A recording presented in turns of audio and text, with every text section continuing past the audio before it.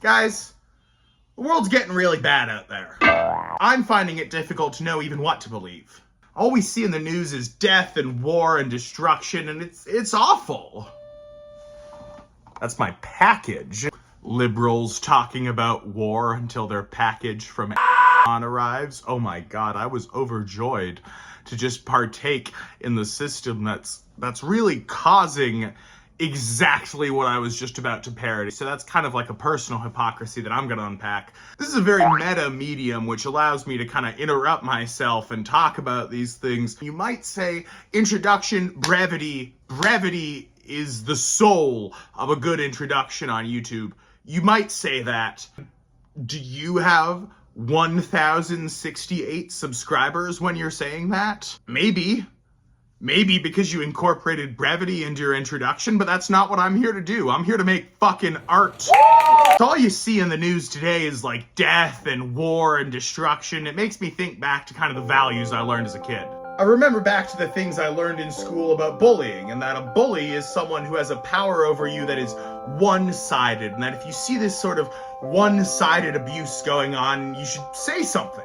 And that same teacher who taught me those lessons was later fired for radicalizing me towards Hamas. Then I learned that it's best to be prepared kind of under the radar. And that's why I'm going to be spending my third term of the Trump presidency deep inside the ground in my own personal Doomsday bunker. And Doomsday Preppers is the only show that really understands how the world works. When those people that think they're entitled to other people's stuff don't get the stuff given to them by the government, they're gonna come and try and take our stuff. And these patriots, they might have some wild predictions, but they have some pretty innovative solutions as well. And when they do, this is what they get. You might remember, and I say might very liberally, I reviewed an episode of Doomsday Preppers last week, and I'd say I learned a lot. Behold, the kill zone. And even though I've already improved my preps, I'd say there's still a lot of work to be done. And the last episode, when I talked about Steve... This tooth right here, I glued that in about 3 months ago. Didn't even need to go to the dentist. I just cleaned it off and glued it back in myself. Using this product, it's been good ever since. I didn't think we were that alike. I mean, I could never grow a sweet goatee like that. So I was relieved to learn that these next two preppers are a little more my speed. Let's dive in. Have a surefire means of escape. David Appleton fears his home in Charleston, South Carolina could be destroyed at any moment. For most preppers, getting ready for Doomsday is no joke. But for a comedian like David, even the apocalypse has a lighter side. See, now this guy knows what I'm talking about. This guy knows how to live life. All right, ladies and gentlemen, it's this your final comic of the evening. His name's David Appleton. You know him as Apples. Yes. Yes, keep it going. Oh, you're beautiful. Thank you. How are you guys doing tonight? I dated one girl one time. Maybe you know her. She was from Jersey. Her name was Evil Beast. And I'm glad she's dead. I'm kidding. That's after the apocalypse. If Doomsday happens, there's a lot of things I'm not going to miss. The Kardashians. Anything Kardashian related. Fuck, he's good too. Guys, just sit back. Let the man work his craft. I don't know if you guys know this or not, I'm actually a prepper as well. Seriously, I'm actually preparing for a catastrophic earthquake to hit Charleston, South Carolina. Prepping is one part of my life, and it's a part of my life I take very serious. People say, oh, when things go bad, we'll just come to your house. Don't come to my house. I will shoot you in the face. I'm kidding. I won't want to. You know, that statement sounds like a lot because, well, he's still gonna shoot you, but he doesn't want to, which you might think doesn't matter in this instance, but actually the man is leaps and bounds above other preppers who are just fantasizing about the day their ex-wife breaks in to raid their supply cache. I'm prepping for an earthquake because it's happened in the past. So I'll give it to him. Prepping for an earthquake is among the less stupid things that you could be preparing for, but let me tell you, As someone who lives on a fault line, the only permanent solution to this problem you're having is to just move. Hey, I built a greenhouse, and they go, "You're growing weed, right?" After that, he plans to flee for a secret safe house. But being a stand-up comic sometimes makes it difficult to fund his escape. Yes. And I will be honest with you guys here. Being a stand-up comic makes it difficult to fund anything. The apocalypse? Bro's not even prepped for rent this month if he's doing stand-up comedy full time. He's just praying for a future where having a 401k doesn't matter at all, and that him and his little contraptions can take over and he can just express himself through art. And this doesn't actually sound that bad. We don't spend a whole lot of money on prepping. You know, sometimes you can't afford to buy expensive preps or buy a, $8 million bunker and bury it in your backyard. If I could do that, hey, that'd be great. But I can't. So he's creating a cheap Doomsday rickshaw to let him escape quickly with whatever he can carry. I designed this. It's my creation. It's used. I used a very rare material called PVC pipe. 30 feet of PVC 2-inch pipes, a couple of connections. I found some of this stuff. The screws are the most expensive piece of it. So David's superpower, as it were, is building things out of stuff that he can find for free. And David's just walking around building this stuff out of garbage like he's adult Jimmy Neutron. I'll give it to him that building all of his stuff out of things that he finds on the side of the street might actually really serve him well in a doomsday context. Do you need some help? Yes. What I want you to do is time me putting it together. Alrighty. Lauren is as close to a female version of me as possible. A lot of crazy women in my life. You can clap for crazy women. You remind me of most of them that I dated. David, you have zero room to be making any accusations. Man's trying to do like boomer, I hate my wife comedy while she's supporting him as he builds a rickshaw out of PVC pipe. On your mark, get set, go. Faster, faster, faster. My husband, David, is an amazing man. Cannot believe that he just took pieces of pipe and was able to put it together into something that was usable. Wow, that man is so creative. Lauren is honestly the perfect woman. She's so supportive, she's so kind to him, and it just leaves me with so many questions. Like, what right does he have to criticize her and call her crazy? Like, I know he's being a little self-deprecating right now. I'll give him that. But that is the most supportive woman in the world. She's like getting horny while you build things out of garbage in the backyard. She's so excited for you, man. That is a goddess. You fucking cherish her, David. Like, do not abuse her. Do not abuse her kindness. Coming up on 1 minute. And Lauren's gotta be like a software engineer or like a nurse practitioner to support David's fucking lifestyle of building things out of trash and doing stand-up comedy. Neither of those things is lucrative, oh my god. She has to be doing all the hard work and she loves him this much. Like, Lauren, I'm always available. For now, he's using it to hunt for more free raw materials he can use to build other economical preps. Thank you guys so much for being here, by the way. I got like 4 positive comments on my last video. That was fucking remarkable. That made my whole week. That made me want to do this again and again and again. So like, seriously, thank you so much. I like to take my trailer out and find, if I can find scrap wood. Scavenging to me, to be able to look at your surroundings and go, what can I take from this? I don't want to dig through people's trash, but I'll find something that's useful and reuse it. I love crazy whoop. Shut the fuck. You're rifling through a dumpster, dog. If you're going to do a reality TV show, remember you're always mic'd. Try not to fart loudly. Maybe I'm just a weaker man, but I don't think that audience reaction is genuine. I think these are actors. I don't think that the Tuesday night stand-up comedy crowd being filmed by the National Geographic crew for the final performer at an open mic comedy night is laughing this hard. As long as roads are passable, David's plan A is to plow through the rubble. I love that dog. I see why you're doing this now, David. It's all to protect him. It's all to protect that guy. I get it. I'd do anything to protect that guy. I love that guy.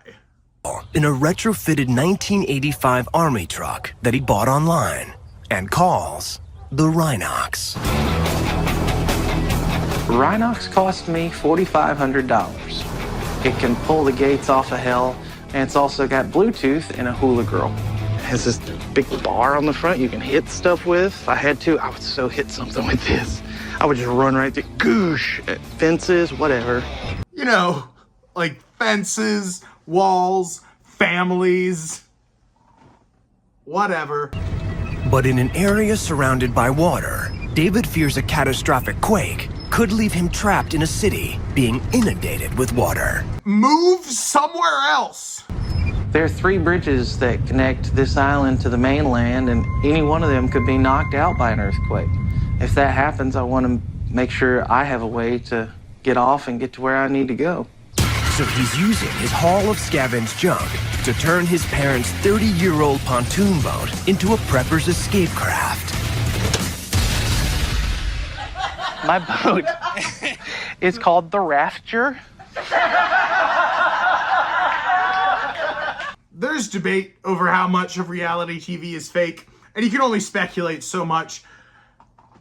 But that crowd reaction to Rapture, I clearly don't have the natural charisma that David does, but I have to say, I could not get that response off of Rapture. When it all goes bad, I'm going to ascend those little stairs and get on my pontoon boat and get the hell out of here. It's really slow, but it pulls a lot and can carry an amazing amount. If roads aren't an option, I can hop on the boat. Okay, when's Lauren coming back? So to make sure he can harvest drinking water whenever it rains, he's using gutters and barrels salvaged from the side of the road to build a rain catchment system. The Rafter is indicative of the way I prep because I'm using what I have. Watching him build things out of trash kind of feels like I'm watching those 2 guys who dig luxury housing out of the earth. Feels like I'm on like a 3 a.m. late night YouTube binge, which is kind of the inspiration for this whole thing, honestly.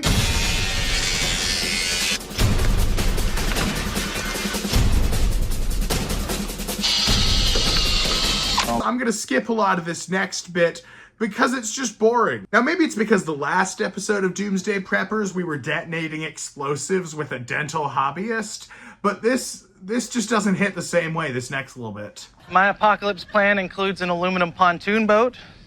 Hopefully there will be no lightning involved in my Doomsday. Wait, that's a real... Wait, how can you be prepared for earthquakes, but not for... How can you be taking earthquakes so seriously, but be so flippant about lightning? I'll get you, David. Lauren, come see what I built for you. Molly, let's bug out. Come on. The little dog that's trained to respond to bug out is priceless. I won't take that from them. I'm pro that dog. Oh, wow. This is cutting-edge camouflage technology. Wow. And you made this from all of that stuff you collected yesterday? Well, not the pontoon boat part of it, but pretty much everything else. That is awesome. Guys, I cannot believe I didn't notice my first watch through. She is so audibly underwhelmed by this boat. You can hear it in her voice. Wow. And then on top of that, she's trying to put it together. She's trying to be like, well, you made all of this out of garbage. Like, at least there's got to be something good, right? And then he totally spoils it for her. He's like, well, not the boat part. which is most of it. What I like about this room, you can really feel the crowd. You can just feel the energy comes at you and you just give it right back. All right, thanks, guys. That's my time. I'm Apples. Thank you very much. Comedy is about two things, truth and pain. It doesn't take the tragedy away, but it does help you deal with it in that moment. Comedy is about truth and pain. Okay, so truth I get, but pain? What, is that why you did your act that way? Because that was painful. David, Practical Preppers has scored your preps in 5 categories of 20 points each. Security is a weak link, 9 out of 20 points. In addition, having a truck, a trailer, and a pontoon boat all ready to bug out earn you 13 X Factor points. You know, I really think that his ability to build anything he wants to out of trash, like Ed, and Eddie, should have earned him a few more X Factor points. All the South Carolinians, they're going to be scavenging, they're going to be desperate. And David, he's going to be up in North Carolina chilling, scamming people out of quarters for jawbreakers. South Carolina has experienced a number of small earthquakes in recent years, but seismologists do not believe this indicates. I'm glad these people at least have love in the apocalypse. So now we're getting to probably my favorite prepper that I've ever encountered so far, just because she has the most unique approach to Doomsday. I am saying that after watching a man build a cart and a boat and potentially a subservient puppet wife come to life out of trash.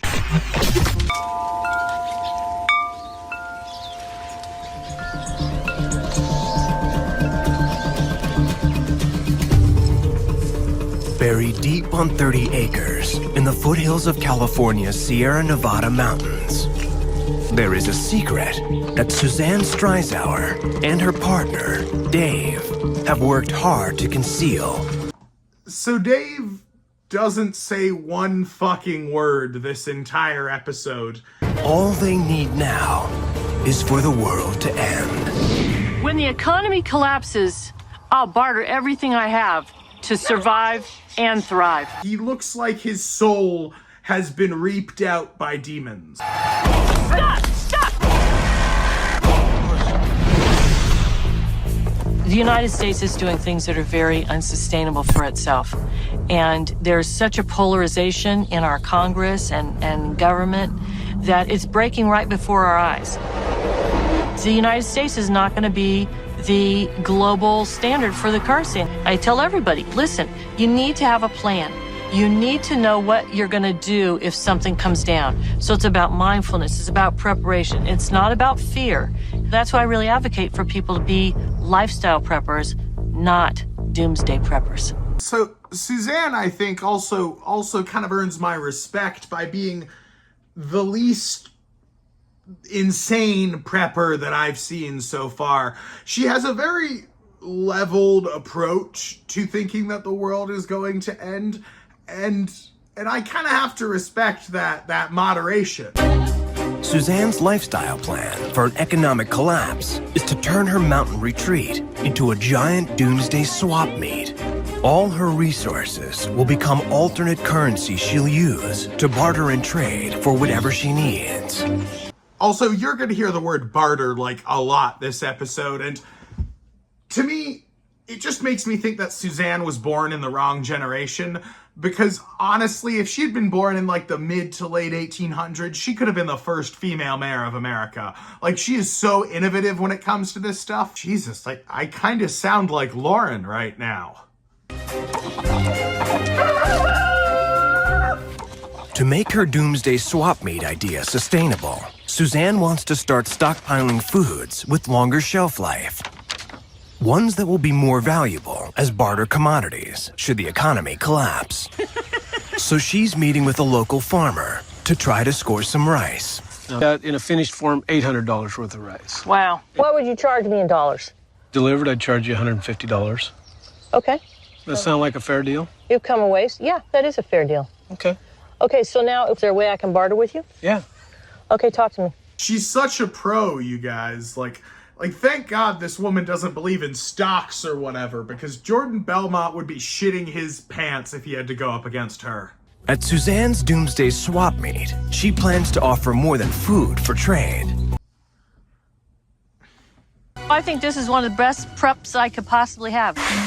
Pat says Suzanne's 800 pounds of rice could last 8 years on a shelf, but much of her other barter food will spoil long before then.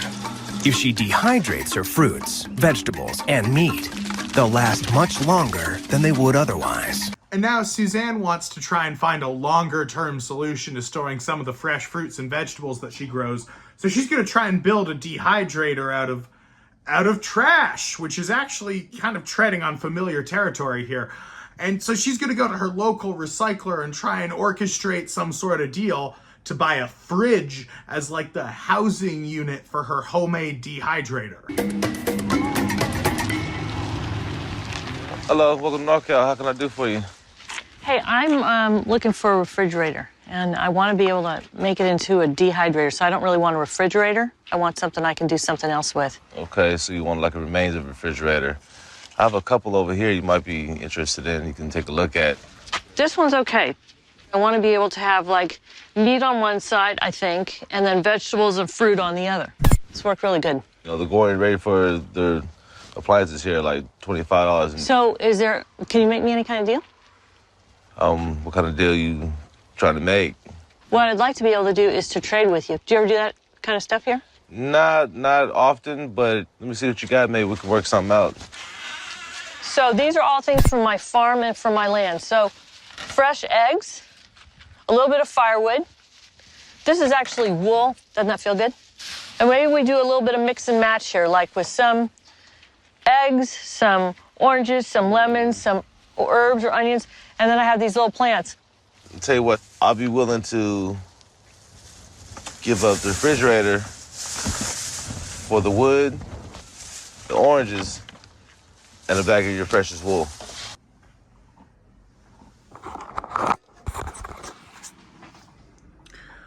Ew. Don't say it like that, man. Say it different. Just say wool. Ugh. How about if I did a little bag of wool, the wood, and then these things? Well, you got yourself a deal. Great, thanks. Suzanne has already secured the manpower for building the dehydrator, but there's something else, even more pressing, on her mind.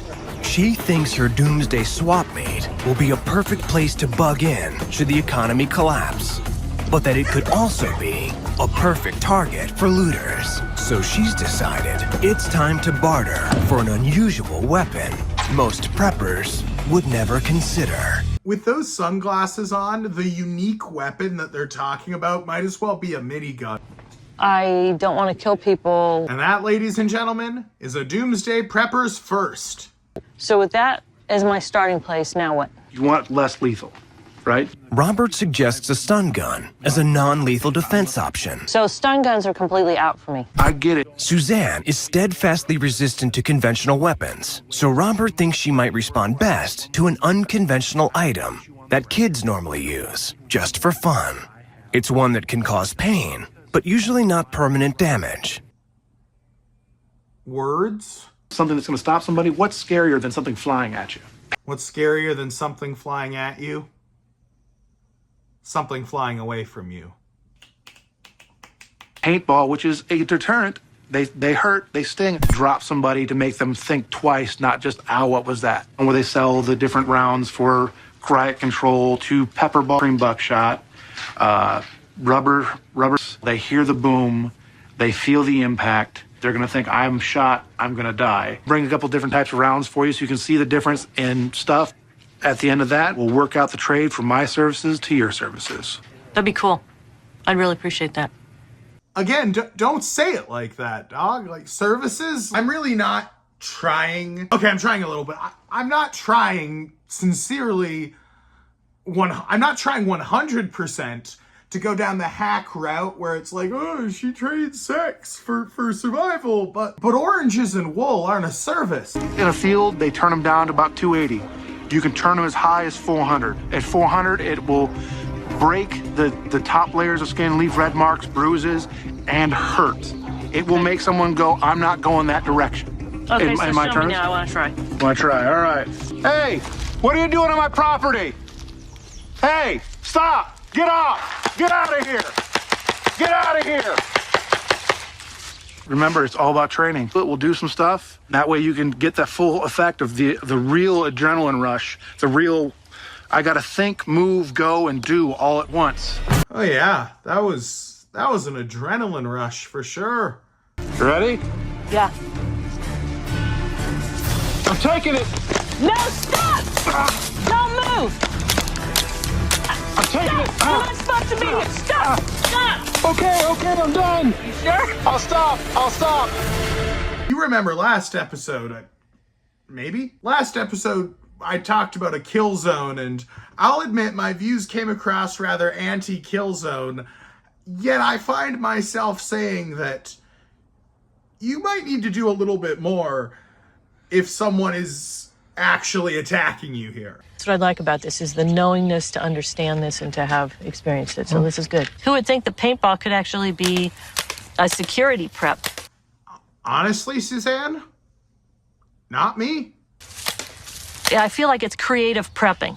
And I think that's part of what prepping really is about, is a different mindset, to be open-minded to possibility and opportunity. You know what? Creativity is what it's really all about. That's kind of been a theme across Doomsday Preppers so far. As a lifestyle prepper, I'm very optimistic. Susanne, Practical Preppers, has scored your preps in 5 categories of 20 points each. Security. While a paintball gun is innovative, you should continue to develop your perimeter defenses. 3 out of 20 points. In terms of security, we do need to improve security. You know, if we needed a bunker, I don't know that we'd want to stay.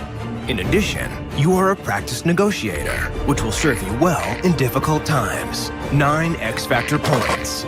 Again, I think they're really undercutting her on the X Factor points here. Like, I think her political prowess, she might not win an election today, but she has the fundamental skills required to rebuild democracy from the ground up. She has an understanding of cooperation unlike few others. What I'm saying is that 9 X Factor points is not representative of Susanne Streishauer's ability to survive in the wild. She just gets psychology in a way that's patently fucking rare for this type of person. So to give her 9 X Factor points, I'm actively getting mad about that ruling. I think 9 is pathetic. I think 16 would have been reasonable. I think 9 is stupid. Overall, you get 48 out of 100 points. You have 4 months initial survival time. Look at Dale in this shot. He's got 4 months survival time, period. Well, I think that my goal has been met. I wanted to have 3 months initial survival time to last until another growing season could happen, so I'm fine with that. I went and I got Tom to go and finish his bartering deal with me, so he finished my dehydrator. Oh my god, I don't care. Well guys, that sure was another episode of Doomsday Preppers. Now all I have to do is incorporate some of that creative pizzazz that these two guys have into my own personal prep. Yes, hello, military surplus store? Yes, I heard you had a deal going on some MREs. I was wondering how much those were going to be. Uh-huh. And would you be willing to barter for those? Well, I was hoping I could whittle you down to $67, because that is the amount I have. No? Well, what if I gave you some of my precious wool? Hello? It was so nice getting a few comments on my last video. I've been trying to do YouTube stuff for a little bit here, and I know how rare it is to get even a moderate number of comments, so I'm genuinely super happy for that. It's nice to know that there's someone out there watching, and maybe we can all get a little more prepared together. If you guys like this video, please just consider watching another one. All these other YouTubers are out here asking you to change the brightness level on your phone to the most algorithm appropriate levels. Don't fuss around with any of that. If you want to hit the subscribe button, that's fantastic. Don't take even a single half step further there to support me. I'm really doing just fine now. So thank you. Don't really have an outro song yet. Don't have the budget for it, but I do have this box of wheat check cereal, so I figure you could just listen to me eat that while you consider subscribing.